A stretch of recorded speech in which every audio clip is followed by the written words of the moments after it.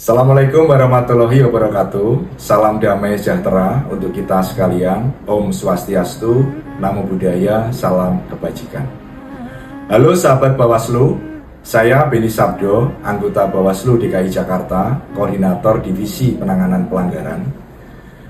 Pada ngabuburit pengawasan sore ini, saya ingin membagikan refleksi berdasarkan pengalaman menangani pelanggaran di Bawaslu DKI Jakarta.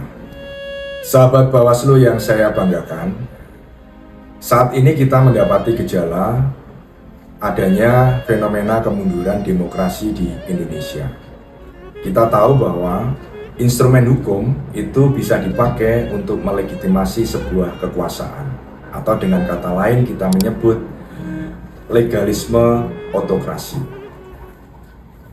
Melihat fenomena tersebut, kita sebagai Bawaslu tentu ditantang bagaimana menegakkan keadilan pemilu itu benar-benar bisa dirasakan oleh masyarakat, khususnya di Jakarta ini.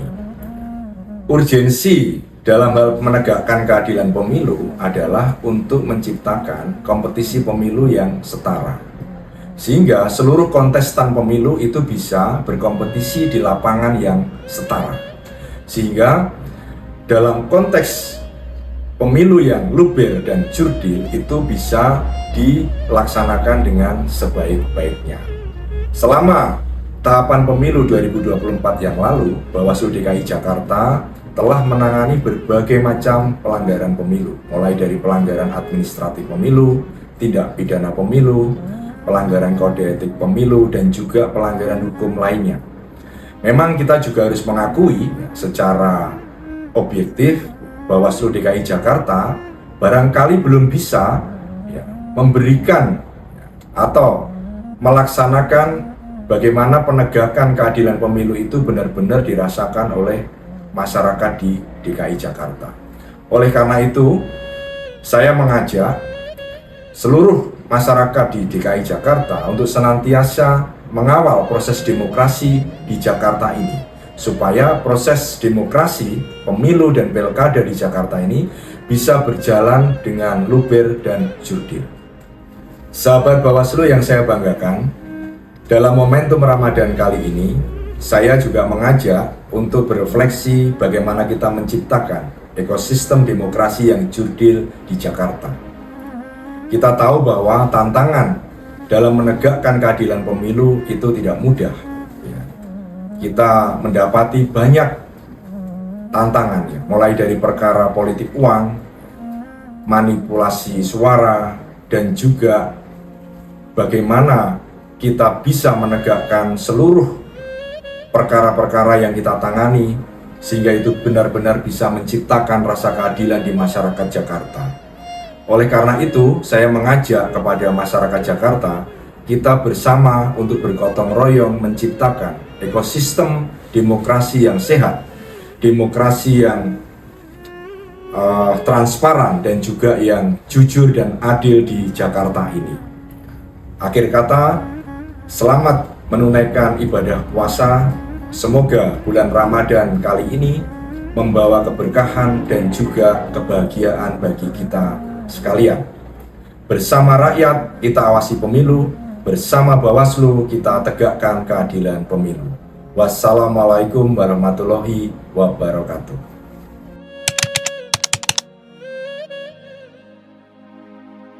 Alur penanganan pelanggaran pemilu dimulai dari masyarakat atau pelapor yang datang langsung ke Bawaslu untuk menyampaikan laporan dugaan pelanggaran.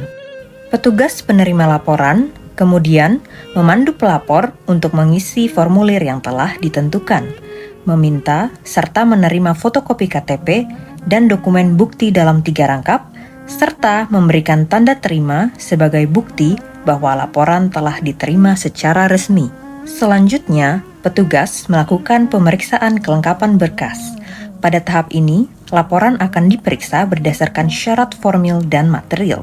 Syarat formil meliputi identitas dan alamat pelapor, pihak terlapor, serta batas waktu pelaporan yang tidak melebihi 7 hari sejak diketahui adanya dugaan pelanggaran. Sementara syarat material mencakup waktu dan tempat kejadian, uraian peristiwa dugaan pelanggaran, serta bukti pendukung.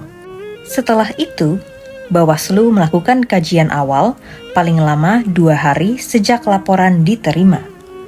Dalam kajian ini ditentukan apakah laporan memenuhi syarat formil dan material, jenis pelanggarannya, serta memastikan bukan merupakan laporan yang sama atau sedang ditangani oleh pengawas pemilu lainnya.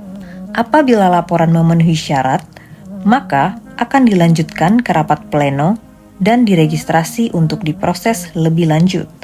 Namun, jika belum memenuhi syarat, pelapor diberikan kesempatan untuk memperbaiki dalam waktu paling lama 2 hari setelah pemberitahuan. Apabila tidak diperbaiki oleh pelapor, laporan dinyatakan tidak diregistrasi. Laporan yang diregistrasi masuk ke tahap klarifikasi dan kajian lanjutan dengan melengkapi administrasi sesuai formulir yang ditentukan. Dari hasil kajian tersebut, Bawaslu akan menentukan jenis pelanggaran.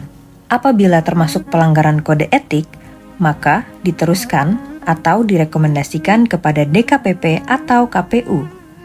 Jika merupakan pelanggaran administrasi, diteruskan kepada KPU.